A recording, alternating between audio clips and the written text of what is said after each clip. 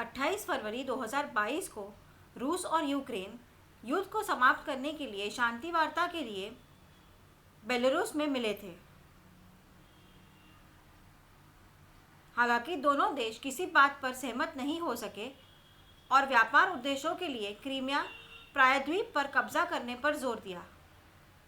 Ukraine ने रूस के आक्रमण को स्वीकार करने से इनकार कर दिया और युद्ध जारी है क्योंकि कोई समाधान नहीं मिला।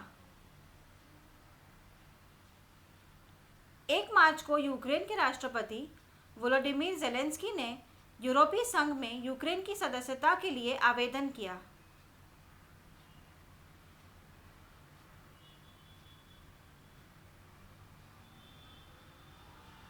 यूरोपीय संसद में एक वीडियो संबोधन में ज़ेलेंस्की ने एक भाषण दिया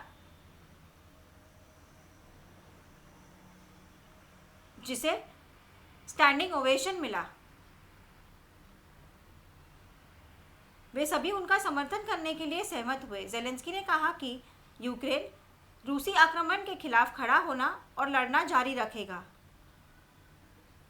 उन्होंने ईमानदारी से यूरोपीय संघ के समर्थन के लिए कहा और सदस्य इससे प्रेरित हुए। वे उनके संबोधन से प्रभावित हुए और उनका समर्थन करने के लिए तैयार हो गए। यूरोपीय संघ 27 सदस्य राज्यों का एक राजनीतिक और आर्थिक संघ है जो मुख्य रूप से यूरोप में स्थित है।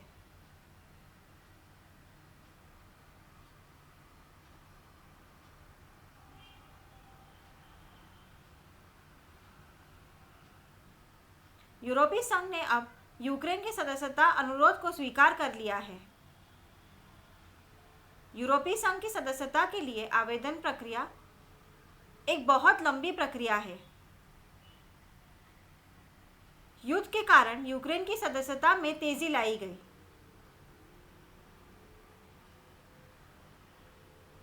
सदस्यता को पूरा करने की औपचारिक प्रक्रिया में 10 साल तक का समय लग सकता है।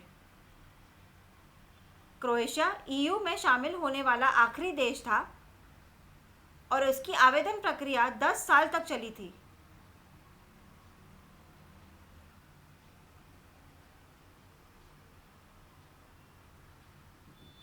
सभी कागजी कार्रवाई को पूरा करने में 10 साल लग गए।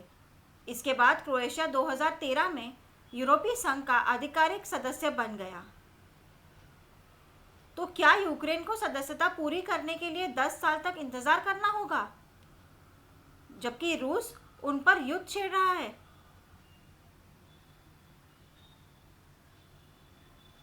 यूरोपीय संघ ने यूक्रेन के समर्थन करने का वादा किया है। यूरोपीय संघ में एक नियम है जो कहता है कि यदि किसी सदस्य देश पर हमला किया गया तो यूरोपीय संघ के सभी सदस्य उस देश का समर्थन करेंगे और सैन्य सहायता प्रदान करेंगे। इसी तरह यूरोपीय संघ यूक्रेन को सैन्य रूप से समर्थन देंगे।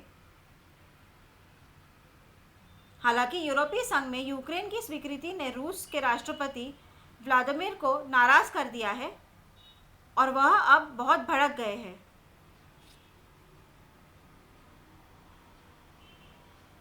एक टेलीविजन भाषण में पुतिन ने कहा था,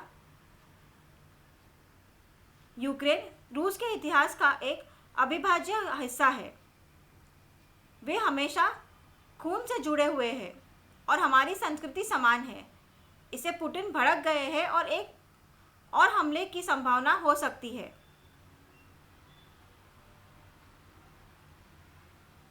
अब जब यूक्रेन को यूरोपीय संघ में स्वीकार कर लिया गया है तो इसका मतलब होगा देश से भागने वाले यूक्रेनी नागरिक अन्य यूरोपीय संघ के देशों में अधिक आसानी से जा सकते हैं।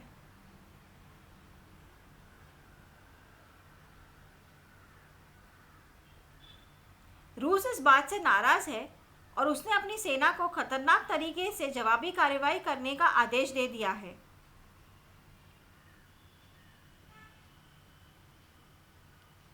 वर्तमान में 18 से 60 के बीच के यूक्रेनी पुरुषों को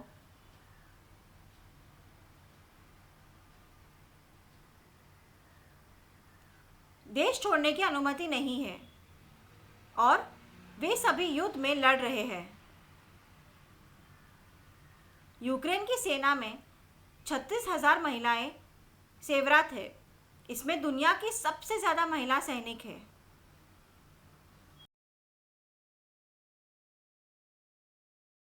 पूर्व मिस यूक्रेन एनेस्टेसिया लेना भी अपने देश की रक्षा के लिए सेना में शामिल हो गई है।